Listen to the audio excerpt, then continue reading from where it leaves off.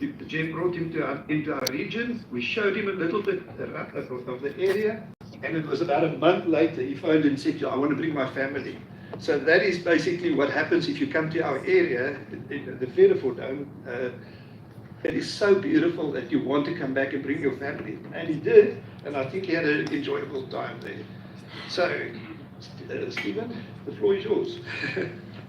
And my stopwatch is running. Someone taking the pointer away. Oh, somebody took the pointer.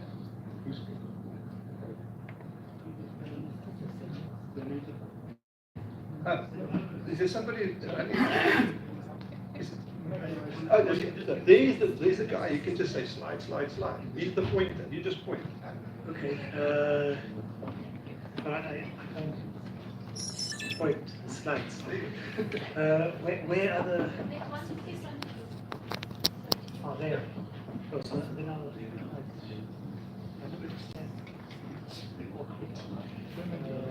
Thank you. I'll try this.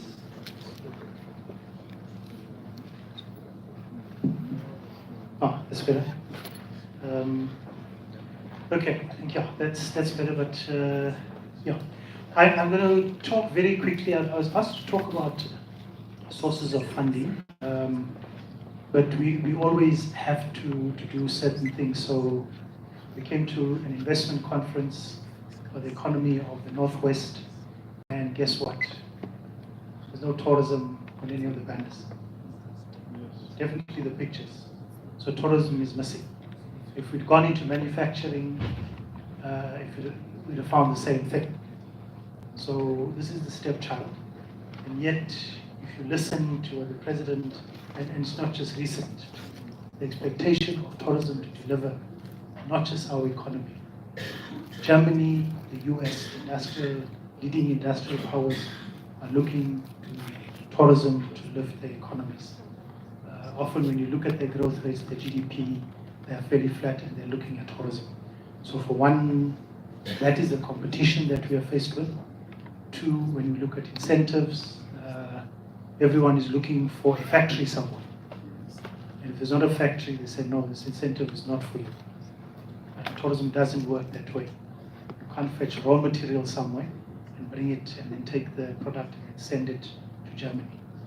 The product is here. Where you are sitting now, this is tourism. This is a tourism facility.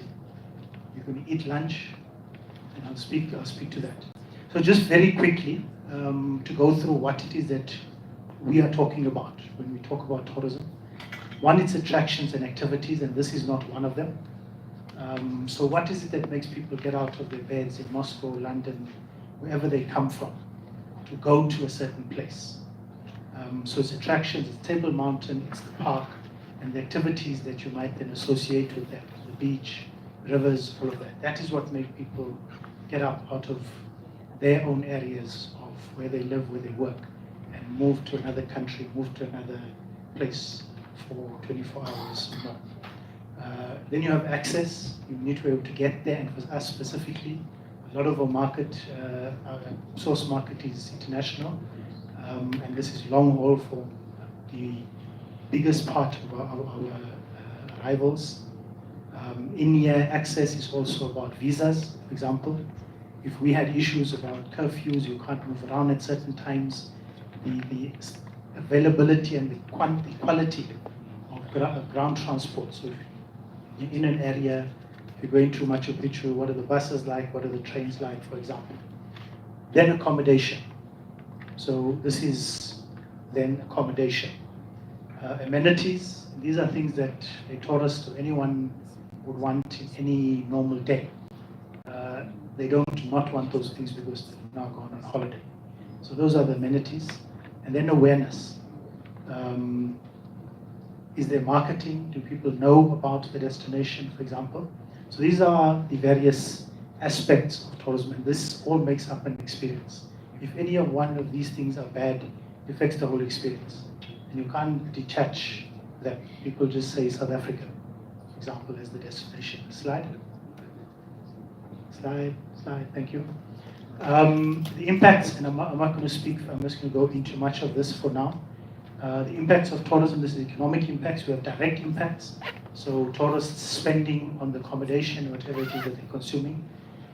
Indirect is the tourism businesses need to procure goods and services from other sectors and businesses, and we'll come back here. And then induced impacts, so related businesses. So the tourism businesses spend, and then staff also then out of their salaries spend. Slide.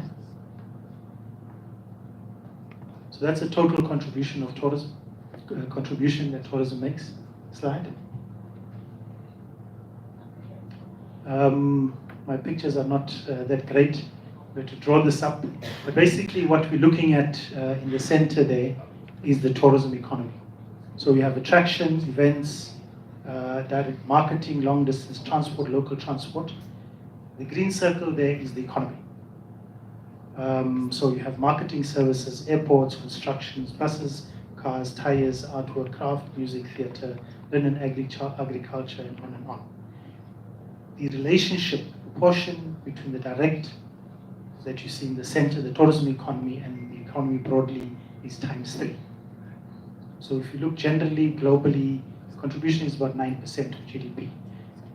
Only about 3% is the direct contribution, what you are spending here in the accommodation or the attractions that you go to. Slide.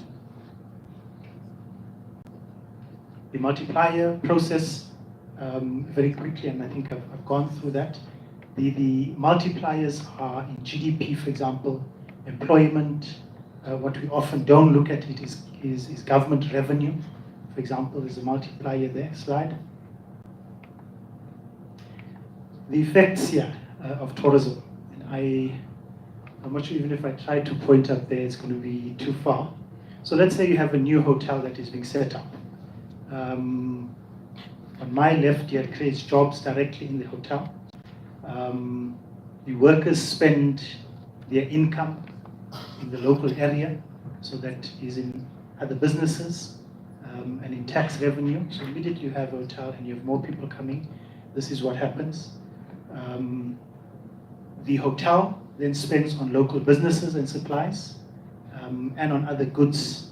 And then because you have hotel, if you don't have hotel, some businesses will not come to set up in the area. So once you have the hotel, other companies then are attracted into the area, and so on and on. On the bottom left corner, this is a critical area here. Money lost through leakage. So if I went to Soweto the other day at the Hector Peterson Memorial, went into a curio shop. We've been having a debate the day before that, people go to New York and they bring back an NYDP cap and stuff. Where's the South African cap? So I went in there and there's a very nice South African cap. I buy it. It's fairly expensive, but it's a nice cap. And I don't notice certain things. It says South Africa, and then it says original 1961. When I notice this, I can figure out what is this going to do with the cap on South Africa. Nothing. The back, it's some fashion label, and the label inside is made in China, right? And the meeting we go to, the community after that, community is complaining, saying all these artifacts, stuff that you get there, all from Africa, where's the South African stuff? But they're not complaining about the cap that comes from China. And we have factories losing jobs in Cape Town.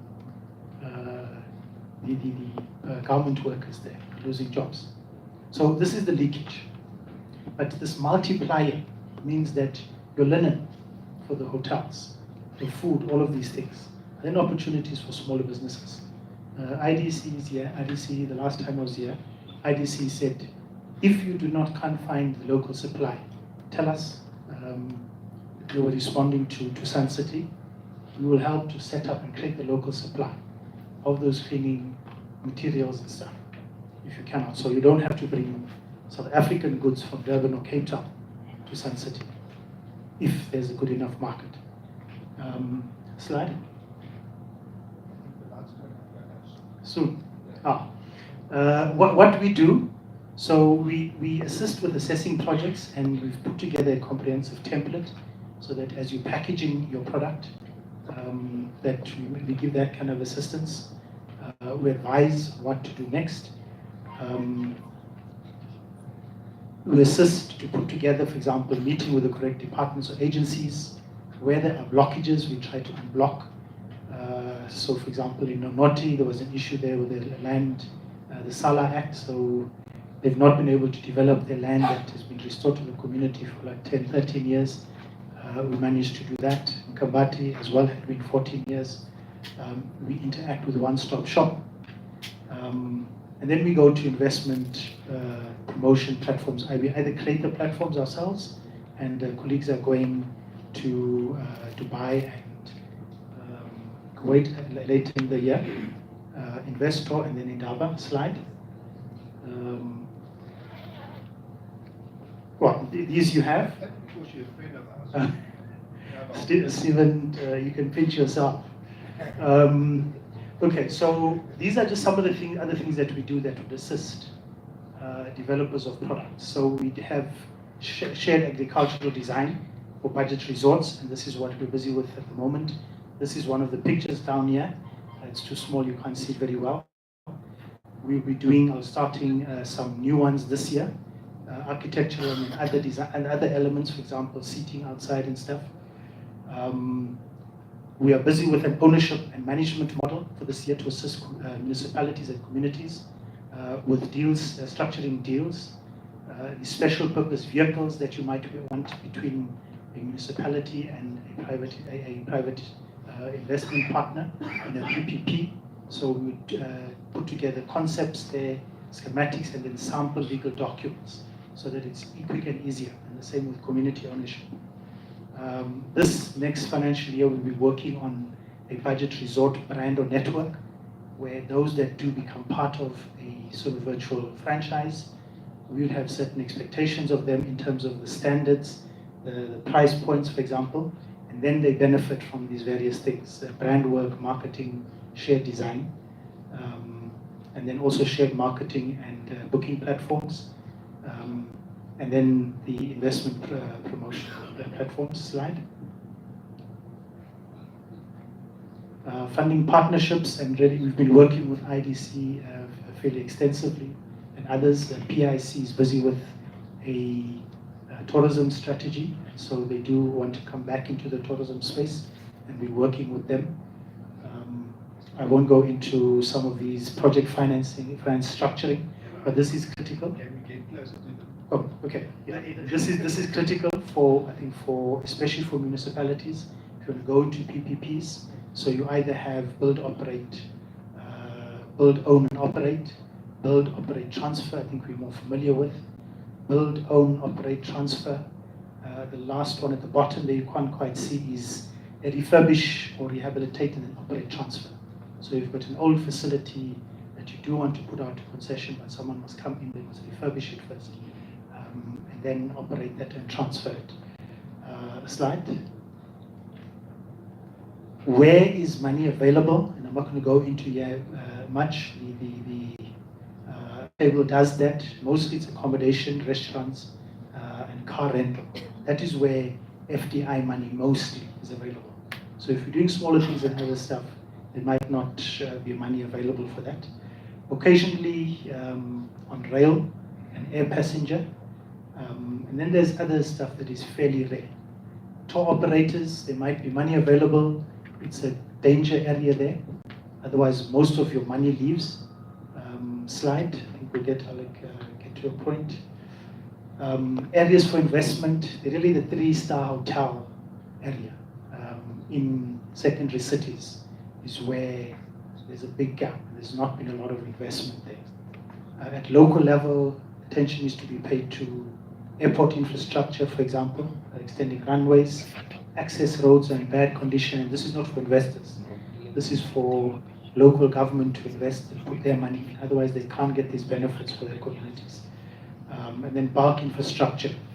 In your book, the investment book, you have Blumhoff Dam.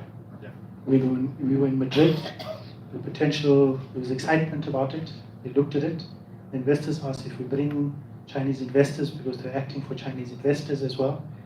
They want to know, is the infrastructure in place? If they're going to put it in place, they're going to take much more of the value, the share, and you might then be left with nothing. So this is something that we've got to take care of. We must make sure the approvals are there, the council resolutions are there. The slide, I'll run through very quickly. I think some of the others, IDC is here. These are some of where the department has some incentive and assistance for market access, grading support, the Tourism Transformation Fund. I think this is NEF, and that is in transformation at the moment itself. Slide. CIFA, this is known. CIFA will have a local, and this is not just for tourism, it's a general thing, but that is where we have to start. What is available to all small businesses? The NEF is here, and they will speak. Slide. The IDC is here, and they will speak. These are two. The GTIP, the second one, is something that funding that we have worked on with IDC. Slide. Yeah. CEDA, this is non-financial support, but it's very critical for small businesses that they give business support to businesses, and especially in community public-private partnerships. Slide. Private bank. Slide. Slide and slide. Okay, those are what is available with the banks. We are working with the banks. This is generally available to SMEs. They're wary of tourism. There are risks that are associated for them with tourism. Also, they're finding that the business planning is not well done, packaging is not well done, and so they can't move. Some of them then give support on that. Nedbank and others have, and then they have incubation services that are not just for tourism, but those are available. And I'll end there. We can go through the slides. I won't speak to them. This is just the promotion funnel, right? So at the top there, when we ask for projects, we get all of these up there. But we've got to go through a process where you've got to do packaging properly, feasibility, market product analysis. Then we go to platforms, and then we find leads. And in that, the middle there, well, between the two, the first two, is where there's a hump there to get over. And often when people want to initiate projects, they don't want to get over that hump. They just want to go to the investors. But you come back and there's no EIA done. And there's a claim on the land. The council has not taken the resolution to use that land for that purpose. You've not put it out to an open tender process. And so you can't do it. Those are all prescripts that are there within the Municipal Management Act, for example. And then you have, yeah. So yeah, but it is critical. The investors ask very pointed questions. Jeff is here. They ask very pointed questions. When they were excited, but they asked these questions, and then I said, yes, there's Mthatha Airport. When I got back, there was not an Mthatha Airport.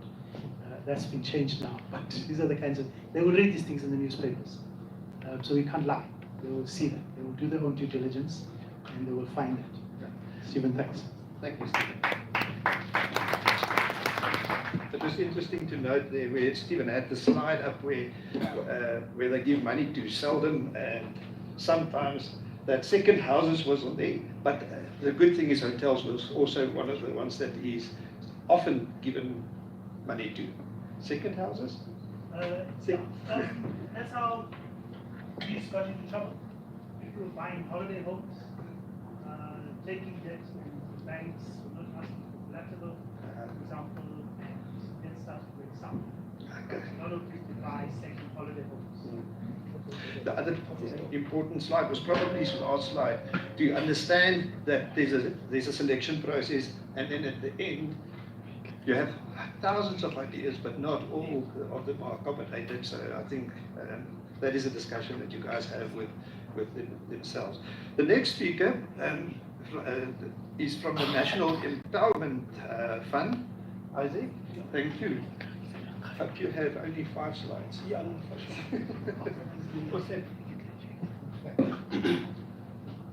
Good afternoon. Afternoon. Yeah.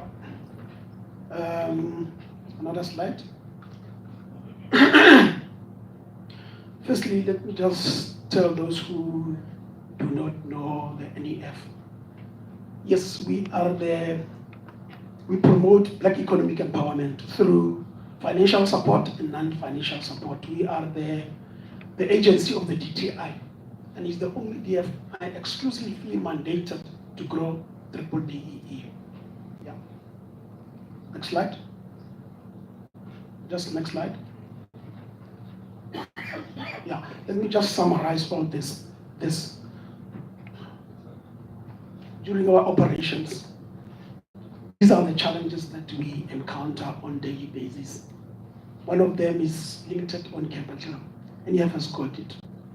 Management skills, most of our SMEs, they struggle, they don't have information. So NEF is there to support that. Lack of poor quality business plans, I'm telling you, every client that comes into our office, I can guarantee you that 60% of that business plan is not up to scratch. But what we do, we don't reject them. We penal beat. Okay, next slide. Now, these are our products. We've got entrepreneur finance for starting a new business, procurement finance. The reason why I was asking Mrs. Swart that question is because of most of the mines, before they can give you a contract, they will say, for example, yellow equipments. Where are the yellow equipments? Where is that guy, that SMM is, where is he going to get money to buy those things before he gets a contract? So NEF comes in there, we buy those equipments, then we can execute the contracts. We do acquisition finance. In fact, maybe let me choose enterprise finance, entrepreneur finance, procurement, and franchise and acquisition will cut across the tourism transformation fund that I will be talking about. We also do project finance, capital markets, liquidity and housing. One of our SATEC, they want to list. Can we meet so that we can see how best can we help you to list your SATEC? Next slide. This is very critical. We've got support that I've spoken to. Over 140 mentors nationally have been accredited by the NEF. So once we have given you that 10 million, we can hold you until the loan is paid up. And these are the assistance that we give: financial mentoring and coaching, expert advice on strategy and operations, that improves the chances of the business. Actually, most of our business, that's what got that program. They are in that program. They are very successful. And this is free of charge. Next slide. Let me go directly to what I'm here for. The Department of Tourism and National Empowerment have come together and established a fund to assist the SMMEs. Can you just go to the slide? So the biggest challenge that we found was securing funding in terms of tourism. This fund is managed and administered by the National Empowerment. Can you go down? So let me talk about the program approach.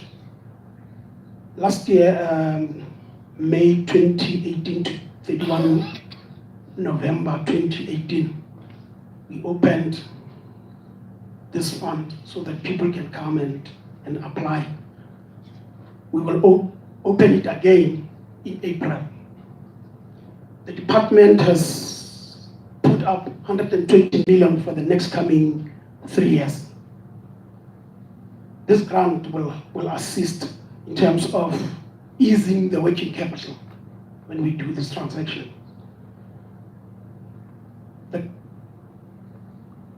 The fund from the department is kept until 5 million. So you can't ask for more than 5 million.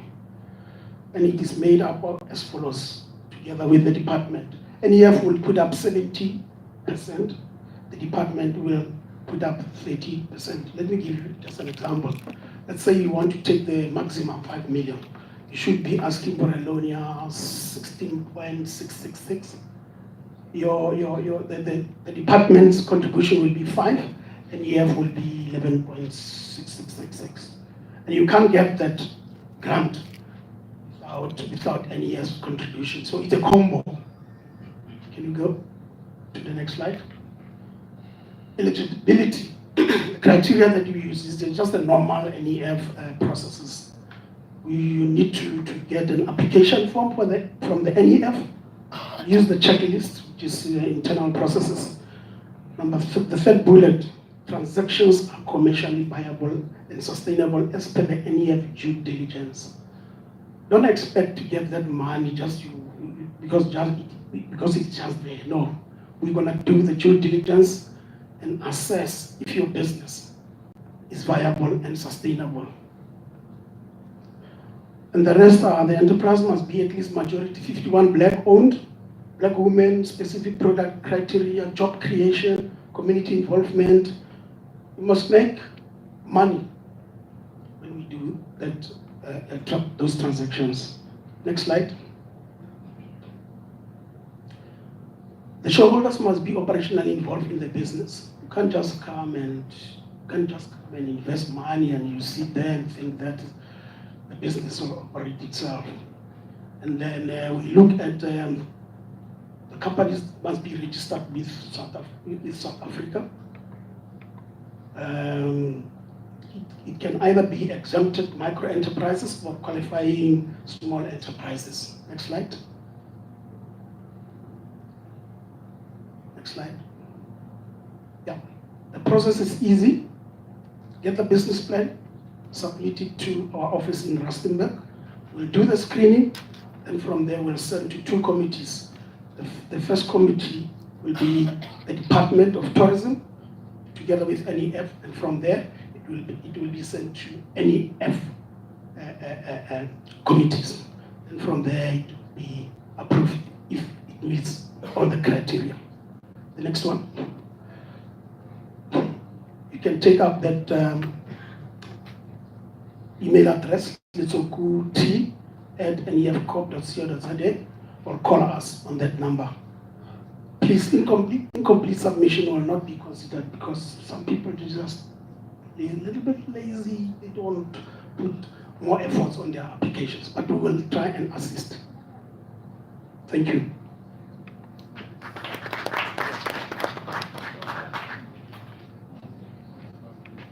Thank you, that was very interesting. Thank you, Isaac. Okay, we caught up a little bit with the time. So the next speaker is from the IDC. It's Kashmira, Magan. And let's hear what she's got to say, where we're going to get money from. Sorry, I just want to grab my time. Thanks. Good afternoon, namaste. I'm Kashmira Magan from the IDC, all protocols observed. I am opting not to go with my presentation, so your focus stays with me, get to hear what I'm saying.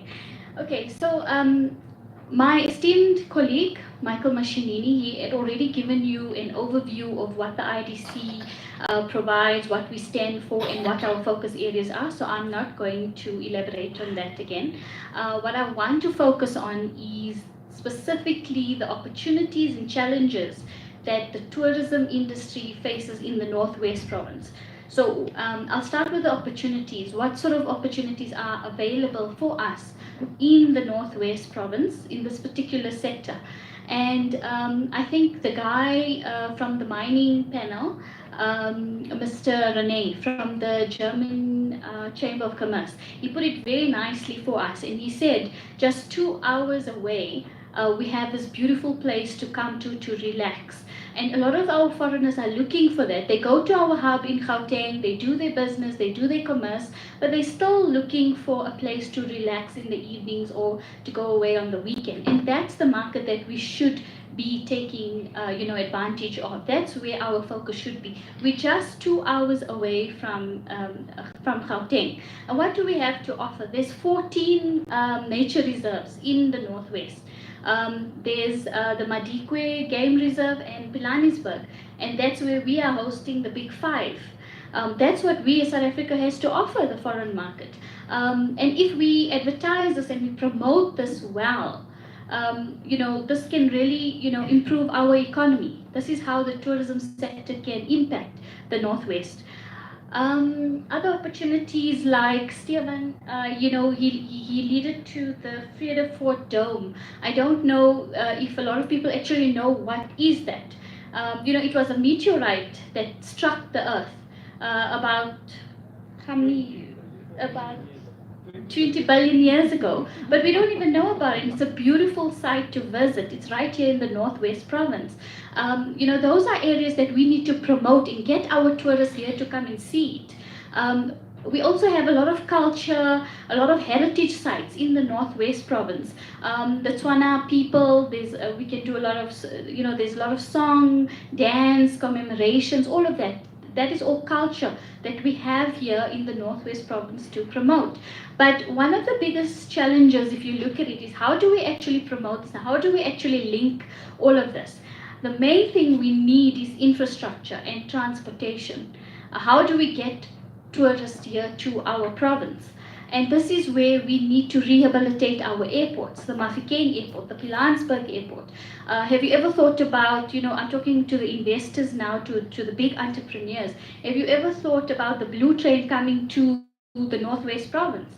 We have the railway line already. We just need some innovation to get that train here. And this is how we promote our province. Okay, so I just want to talk about now, the challenges that we face in the Northwest Province in terms of the tourism sector. So one of the biggest problems, and that's national, it's the water and the electricity crisis. So we really have to go and dive deep into looking at renewable energy, specifically here in the Northwest Province. So there's an opportunity as well for other markets. The other thing is, earlier a gentleman raised a question about recycling, and it's of utmost importance that we venture into that, because we have a natural environment and we have to maintain that beauty, that pristine environment for our tourists. So we have to encourage these people to get into recycling, whether it be in the hotel industry or any mining industry, any industry. But that's where our young, small entrepreneurs can actually tap into. Okay, so other gaps we face as funding institutions is we receive very poor quality business plans or business applications. So there again is another opportunity for experienced consultants, to provide these services to entrepreneurs, to our young people, to say, you have an idea, but let's put it down on paper, because that's exactly what we need. We need a bankable plan. So there again, consultants, there's another opportunity there to provide your expert advice.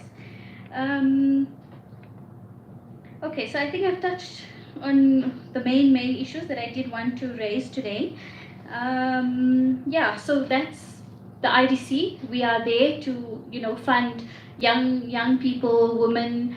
We fund from 1 million upwards. We have funded a few hotels here in the Northwest Province. We funded one in Mafeking. We've done one here in Rustenburg, and presently we are busy with an application in Madikwe. Also, another thing Stefan raised, or one of the other delegates, that environmental impact assessment. Those sort of compliance issues that can have a huge impact on your funding application. Like really at this stage, that's what we are waiting for. So yeah, that's all from me, and I am available if you want to discuss your proposals with me. Thank you.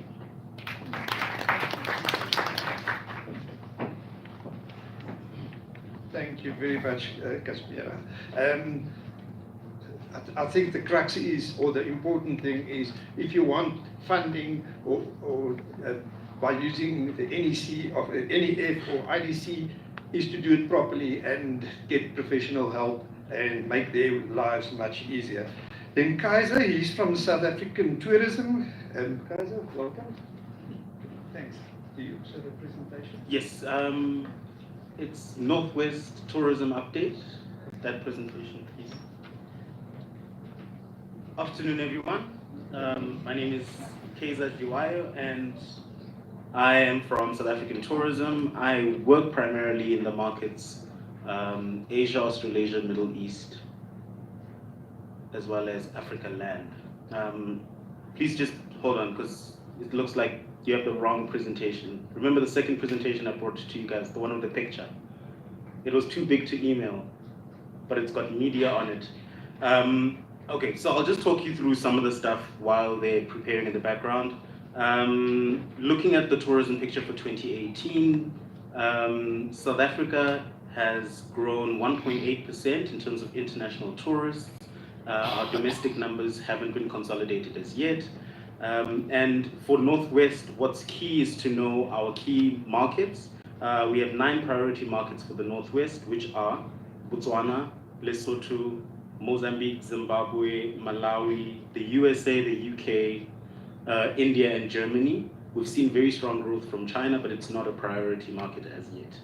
And the Northwest province saw fewer international tourists than it did in 2017, which then speaks to us having an opportunity to grow that number. I say when you see a decrease or a decline or red, that's an opportunity for us to grow.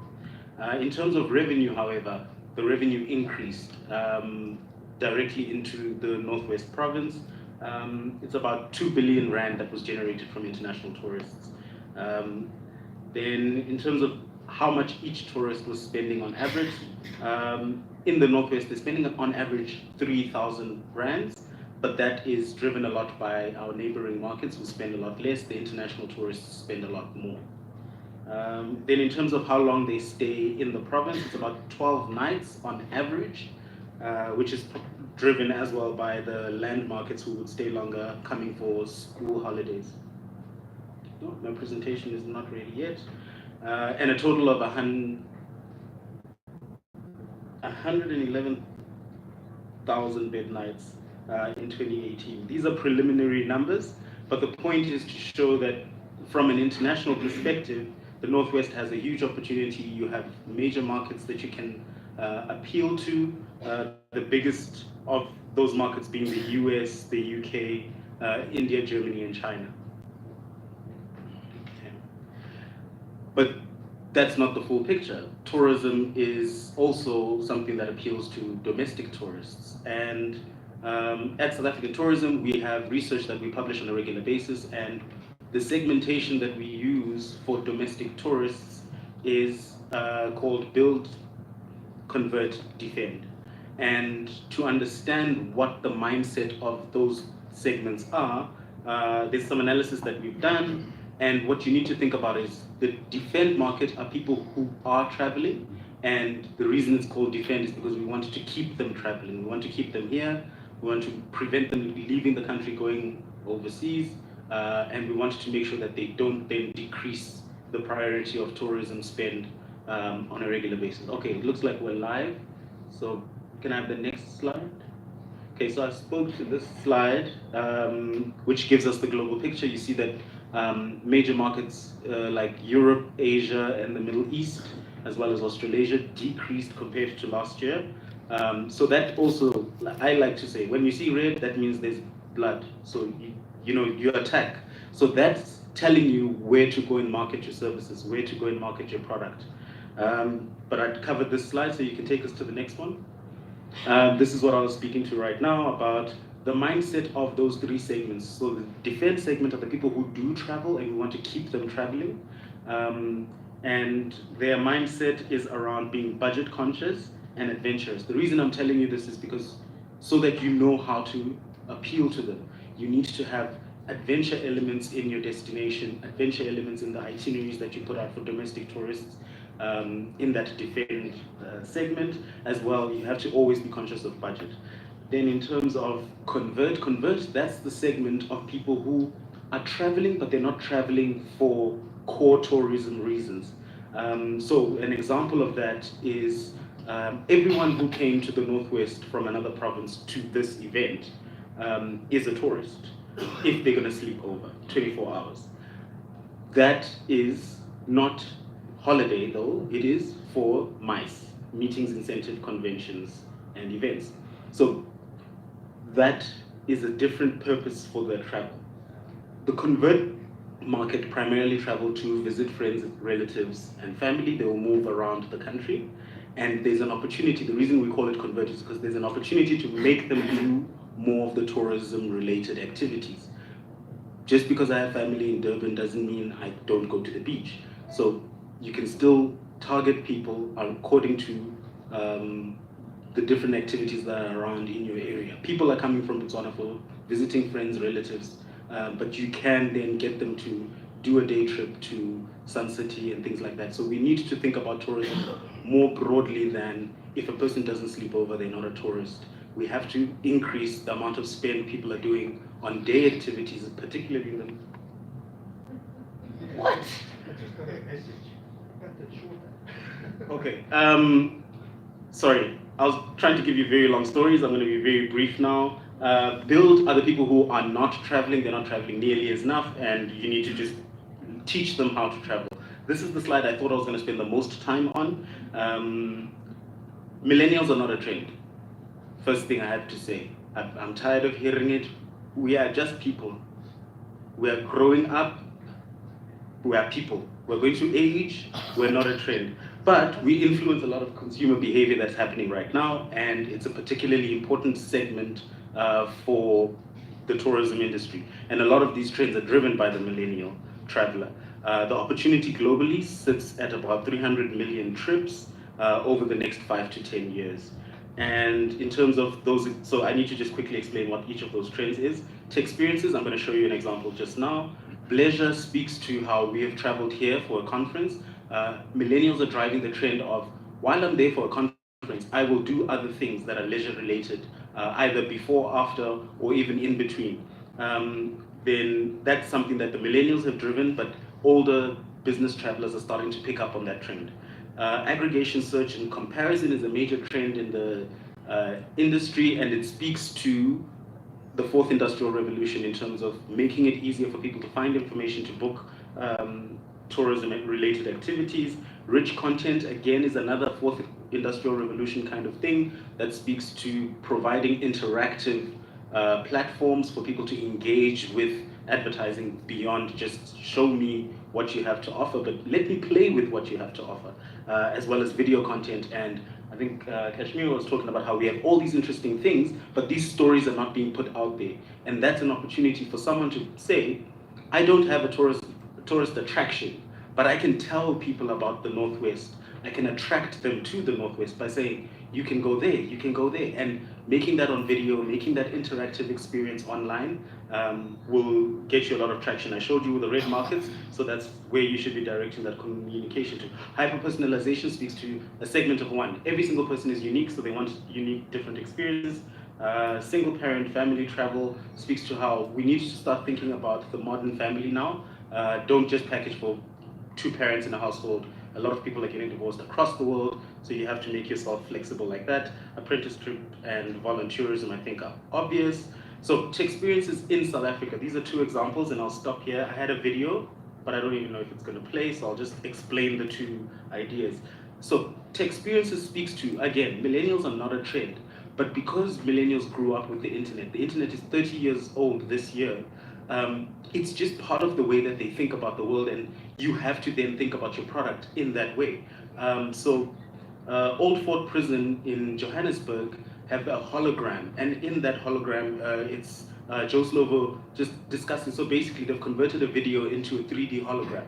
That is a tech experience, and that's something that would appeal to millennials because they're not interested in reading flat content. They want to live, breathe, and interact with stuff. Another tech experience that I was going to show you the video, but I won't, is Future Park. It was conceived in Cape Town, but now there's also a leg in Johannesburg. And basically, it's just this interactive world created for children and adults. So a lot of people are feeling ageless, which is another trend, but it doesn't apply necessarily just to tourism.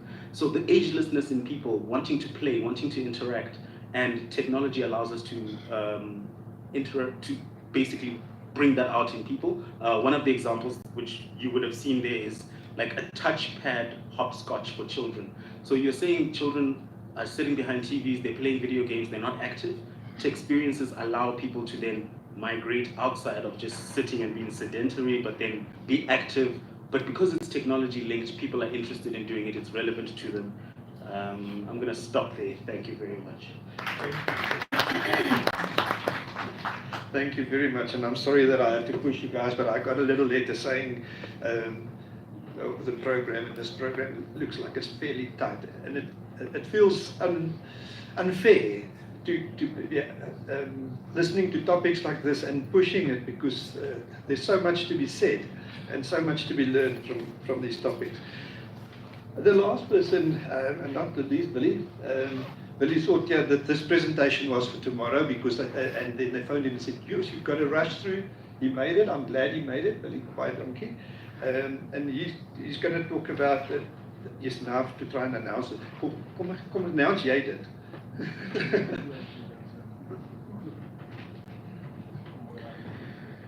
Good afternoon, ladies and gentlemen. What I'm basically going to do this afternoon is just give you a case study of Ukutula Lodge and Conservation Centre, of which I am the owner. Just to give you an idea how we've partnered with someone in the industry, in the tourism industry, the travel industry, and how we've helped sustain each other and build each other's businesses. Firstly, I'd like to mention that tourism is a fantastic economy sector. It's one that has the potential to grow out of bounds. Where a mine may have a limited lifespan of 20 or 30 years, tourism is something that can just grow and get bigger. And it can create jobs, and it can create beneficial spin-offs for the general public. Tourism is also an industry that can benefit not only the big Sun International, but it can benefit the individual, the person who carves wooden figures and sells them. So you've got the two extremes, and everything and everyone in between can get involved. So Ukutula Lodge and Conservation Centre, we have a game reserve, a small private game reserve. That is the one aspect. The second aspect, that we have a lodge. We have a lodge with accommodation, a restaurant, a bar, gift shop, the standard setup. The third leg of what we have is a conservation centre, a laboratory where we host research from researchers all over the world. We recently, I don't know if you saw on 50/50, the very first lion cubs produced through artificial insemination, a fantastic technological breakthrough to help save endangered species that are far more endangered than lions.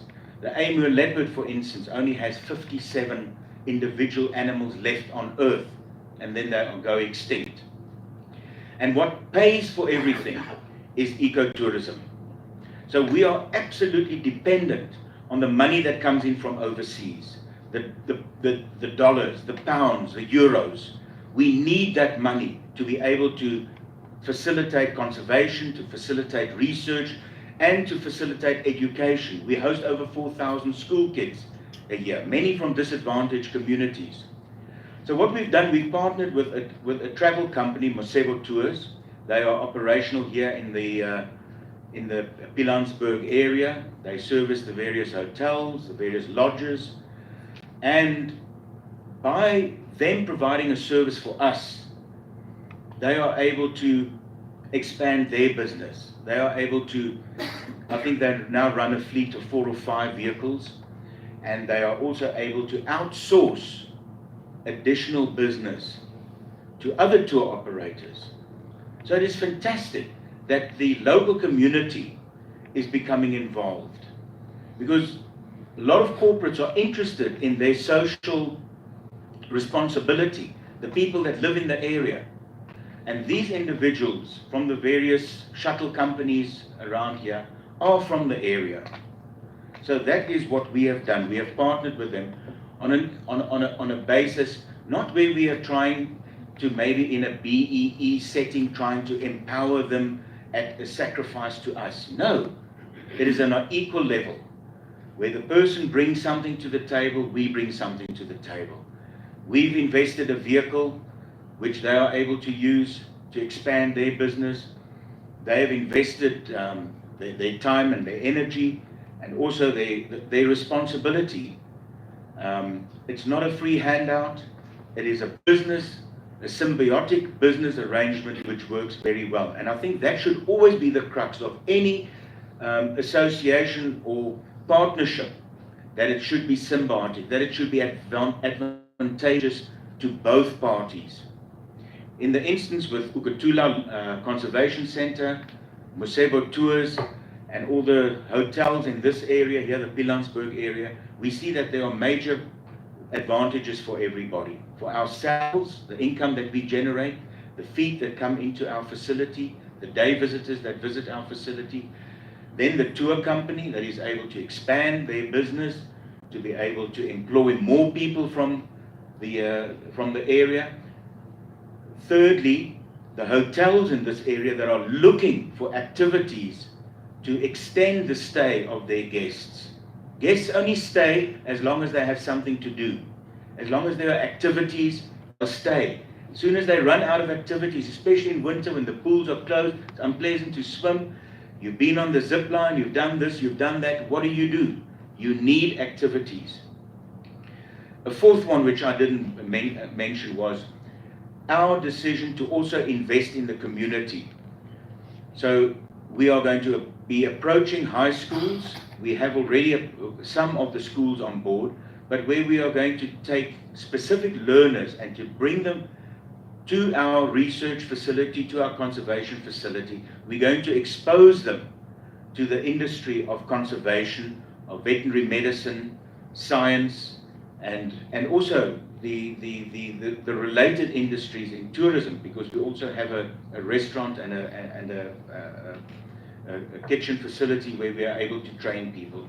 So to get individuals, youngsters, the youth involved also, and that is our corporate social investment then, that is a spin-off of our association there.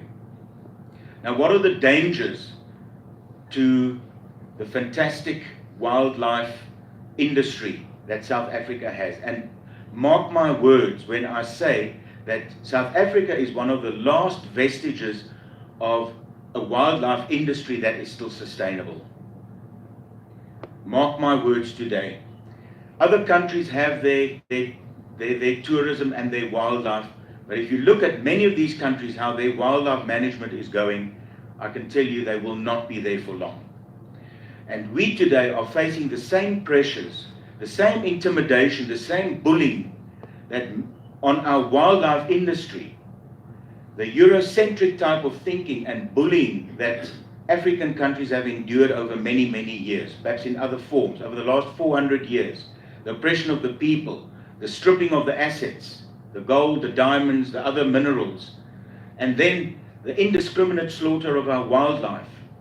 And today it goes further by our wildlife industry being dictated to by the international community as to what we are allowed to present as a tourism product. Today we are not allowed to touch animals anymore. We are not allowed to walk with the animals anymore. We are not allowed to hunt our animals anymore. We're not allowed to sell products of our animals anymore. But on what basis are we being dictated to? SA Tourism is constantly under the cosh for promoting venues and activities that allow for animal interaction. Why? Where is the scientific basis for this bullying?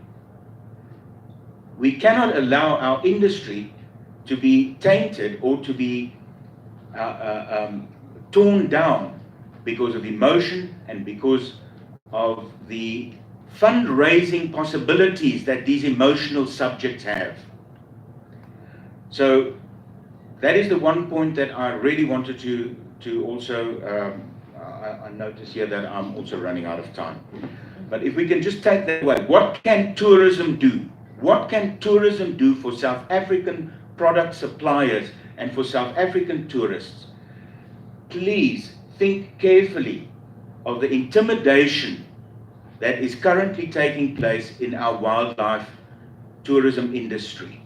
And think if it is really working to the benefit of the industry or whether it is working to the benefit of the individuals who are promoting this with their non-profit organization and their fundraising initiatives.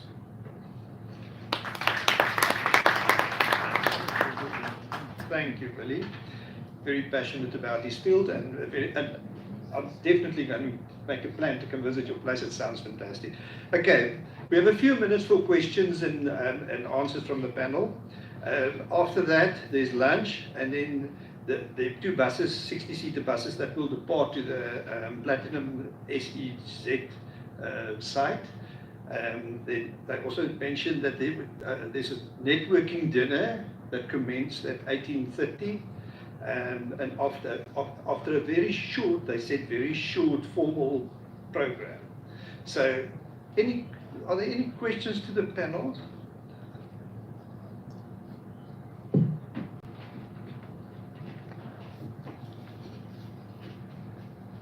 Thank you, Steve. I'm Devanara again. My first question to Department of Tourism about the IMESP. This program is good, it's helping. I've been in it. Now the challenge that I proposed last about the go pay on your own, come and be reimbursed. Now you find that you go to Germany, the amount of accommodation that you want us to pay for ourselves is very expensive, and the flights are expensive. Yet we know you pay for the stay. Can you just try to help us? It's only about, we know the strategy because you'll commit to pay everything for a company, then they decide at the last minute that they don't go, and it's taxpayers' money. So meet us on that issue to say, committed. If you default not going, you'll be liable to pay all those charges. It's a good initiative, it's helping, but somewhere we get stuck because now I have to pay 30,000 for accommodation and flights. The second one goes to NEF and IDC. The business plan. We have a problem with CEDA because you direct us to go to CEDA to ask for business plan. I've been there, and even today, so CEDA is not helping. The criteria of the consultants that they appoint to help us, I'm asking you, Isaac, to go and check with it because of it's rogue. They pick up someone with a 2-year experience and say he must do a business plan for me. Then I start to tell him things that he was supposed to do. So he's paid by CEDA and he cannot put the business plan together. How did they appoint him? This is our problem. We will give Isaac the opportunity to answer that, yeah? Okay. So now it came to me to say, let me forget about this business plans and run my own business from my pocket. Do you have any more questions to the panel? I see you have no, a problem though. And I just want to hit because we've been hitting them many a times. So the other one is on to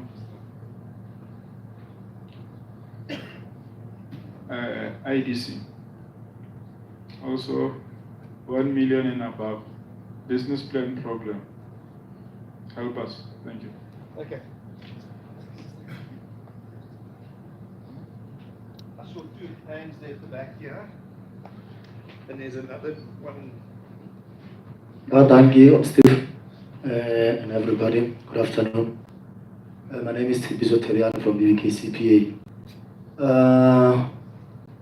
Mine is directed to Mr. Lelak from NEF. I've heard you speaking quite a number of important and good things there, but I'm amazed by one that even Minister Zulu has admitted to. Around 2013, 14 or 15, somewhere there. I don't know what I would call that, but you'll direct me there. Have fueled 50 million into NEF. But by my listening of you today, it seems like that was a reverse investment. Maybe it would have been NEF who gave that to Bakata. But Bakata in reverse gave money to NEF. Well, NEF is a funder. You'll just direct me there that was that an investment or an assistance, because Bakata has benefited nothing so far from that. Okay, we got that question. Thank you very much. My second Stephen ending would be I appreciate the good that Ukutula is doing. I just didn't get it. Where are they based? Thank you. Okay. We're going to take two more questions. Yourself and the guy with the red cap at the back. Okay. Good afternoon, everyone. I can hear you. My name is Kewakde Mujataun. I'm from Riena, just 15 minutes drive. My question basically is on Mr. Stephen. I heard him, he was talking about SMMEs for for an example, supplying some lenience and whatever from Sun City. So my problem is that few months ago, there was some few adverts that they were advertised for those lenience and everything. But the problem that we came across, it was on an issue of pricing.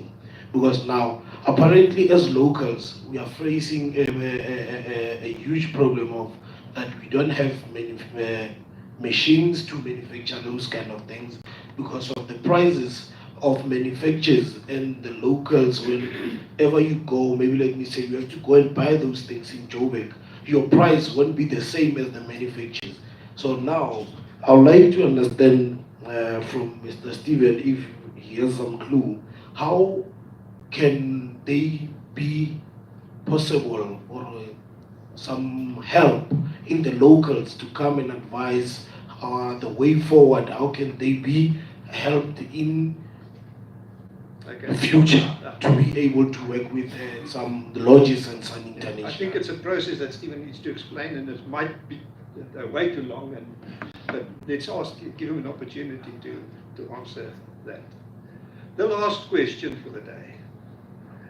Oh, thank you very much. Karabo Manaching from Belgafal CPA.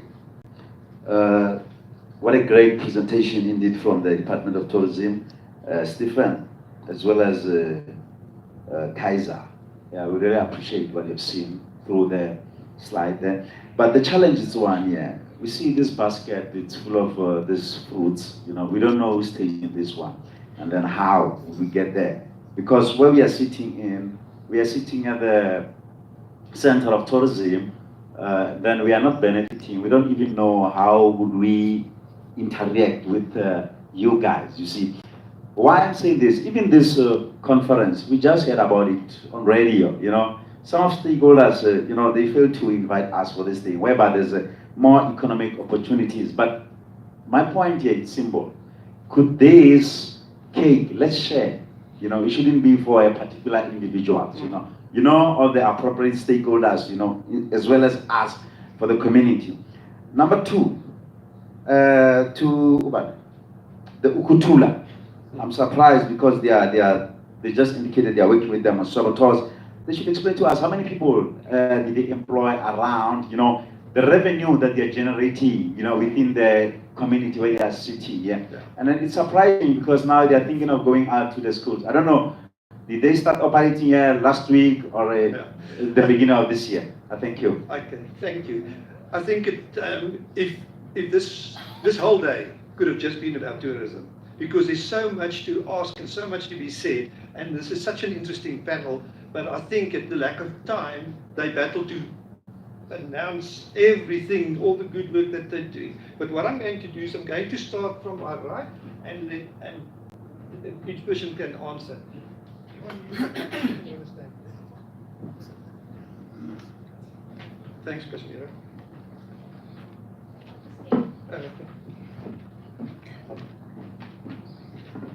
Thank you, sir, for that opportunity to discuss our offerings, in terms of business plans and what we as the IDC can offer, our clients.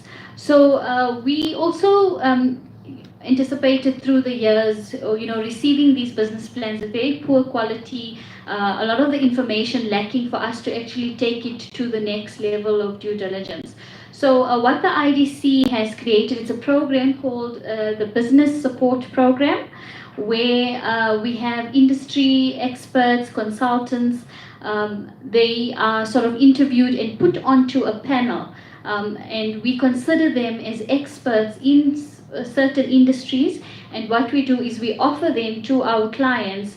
We receive your business plan, we still analyze it, we find the gaps, and from there we find a consultant that can actually assist you to enhance that business plan.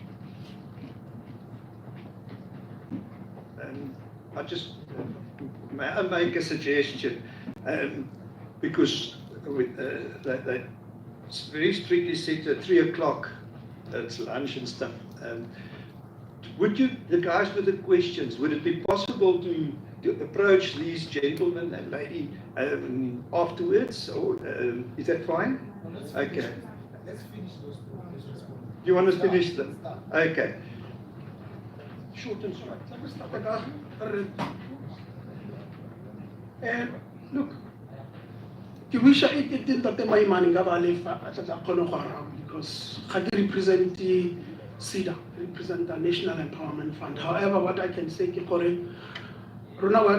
a relationship with them. What we do is, when a client comes into our office and we look at the idea, and then it fits into our mandate criteria, and we feel that that idea is doable, we will refer you to them. That's it. If I fit into our mandate and criteria, we can't refer you to them. Thank you. And then Tatewa Tebia. Tebia ethically. I did discuss the issues the specific clients. I'm bound by the morals and the ethics. So I'm not going to answer that question. What happened? Thank you very much. Yeah, let me just, on IMAS, I'm sure all of these issues have been debated. I don't work directly in there. I can take it back to them, but you also contradict yourself. You say, if I commit and I don't go, I'm then liable. So if you couldn't have done it in the first place, what would we then recoup it from where? All of them. So it's a difficult one. It's, the IMAS and the international platforms are not for tiny, small businesses. They should be for big, for operators. So if you get together because people come for an experience. If you're just a guest house, no one is going to buy a guest house in Moscow or to come to a guest house. They want an experience when they come to the area. So if you are getting together and packaging a full experience, someone is saying tour operators. The person that is driving up and down is not a tour operator. They're transport. The tour operator packages everything together. So if you package that amount yourselves, and it's that person that goes and represents the package, not your guest house or your minibus. We've had once, I sat on that, and in Durban they call themselves tours, but they're a city tour. They're not a tour operator in that sense. And then they didn't arrive. They didn't pitch up. So that debate, I can take it back. It's not my area, but I'll take it to him. On business plans and project preparation, I think there's enough. There's institutions, there's CEDA, all of them are here. You have the Northwest Development Corporation, IDC sits here. If you get together, I think, and as a shared service, put together assistance in the form of a template. We've done some stuff. I've given that to Stephen, an idea that he was working with, to assist people. How do you put your project or your business plan? There must be market analysis there. I cannot do that. We have tools, we've developed tools as a shared service to assist. If you reverse engineer a feasibility study, for example, from Grant Thornton, you can pick up there the elements that they're looking for. They're looking at your rack rate, how much you're going to be charging, how many, if you're saying you're going to be paying your gardener 5 rand a day, and you now say your business is feasible. When it goes to the funder, they're going to say that you can't be paying a gardener 5 rand a day, and so you align. So if with that kind of assistance, so it makes it easy or easier for everyone to at least get out of the blocks, that you're not on your own. There's enough. Each province, I can't do this. Even IDC has got representation in provinces. So all of those institutions that can assist with that kind of stuff, if you pull them together and they do that kind of work and to then assist businesses. On local stakeholders, look, I don't know. Are you a business? Are you interested in tourism? Already active in tourism? I have been learning about tourism. I suggest and so you meet afterwards. I'm protocol observed. I think the time, if not kept to time, I must get back on the road. I've got work back in Joburg. Protocol must start with the time, otherwise we mustn't say protocol, and we haven't today. So I must get back. But I think the Department of Tourism is here. I see Ishi sitting there. There's Jeff there. There are others. To get them together and to start, those that are interested in tourism as a business, to get together and to start learning about tourism. Some of the stuff I'm doing here, I presented. We've got much more detail. Some of those things are available, so that people then understand, and then you make a decision. Do you want to go in there or not? It's not just that it's flavor of the month or it seems easy money or something, and then you find, but it takes a while before you even make money. Some people say for a hotel, it's the third owner that makes money. And you don't see that. You just see there's a hotel in the corner there. Is there anything else? Yeah, on the linen, I think I'm going to leave the linen with IDC. Yes. I think that kind of assistance, if there's not a market to do it here, I don't know who advertised, but I think if, for example, Sun City is doing that, maybe they should work with the IDC, not just put an advert out in the public, where you now have 50 people who want that thing, and there's really an opportunity for maybe 75%, 3/4 of a person. But if it's going to be a consortium or whatever, that let IDC and others put that together, so that you can look at the various aspects, and then the market is then not just Sun City, looking at a broader market. Okay. Those are my comments. Thank you, Stephen. I just want to reiterate something that Stephen said, and that's my final words. It is worthwhile linking up with the tourism departments of the Northwest. The tourism board people, the tourism departments, they are the best guys to ever work with. They can guide you. They've guided me along the line. Stephen has guided me. So if you have a plan, speak to the guys. There's Jeff. There's Braish at the back. Those guys can give you so much valuable information so that you do not waste time and money. Okay, ladies and gentlemen, I want to thank you guys. I am 7 minutes over my time that I've allocated myself. There's lunch, then there's the bus for those who want to go, and then there's the formal dinner or network dinner later on tonight. Thank you very much. I appreciate your time. Thank you, guys. Oh, I want to thank this panel, this amazing panel. Thanks.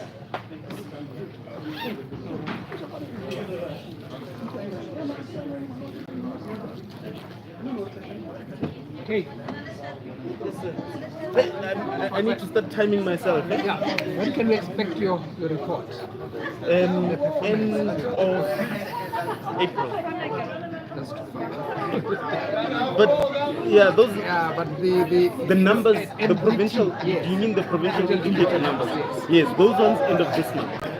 End of the month. Yes, but the report. The Which are published- usually, yeah, you Yeah. release them before. No. Those ones you will have. I think Wafela said 20 something. Next week, probably. Yeah. Wait, where are we now? Today is the 15th. Yes. So maybe the week after. I think 27, just to be safe. Around there. Yeah, that other one.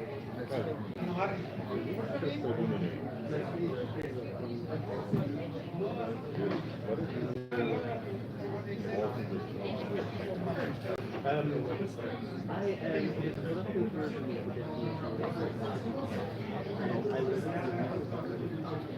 and one of the main things was that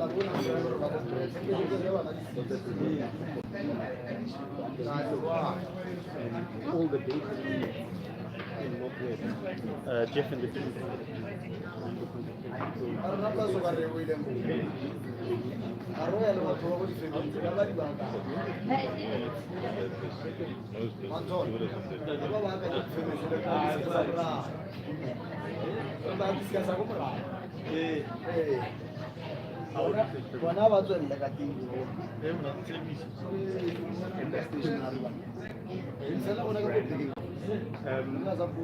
It should be about consumers.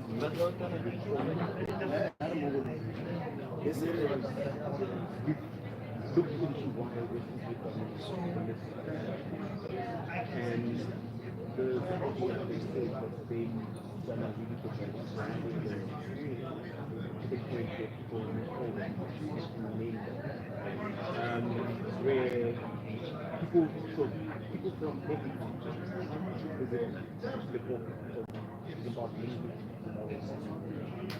the top 20 attractions that we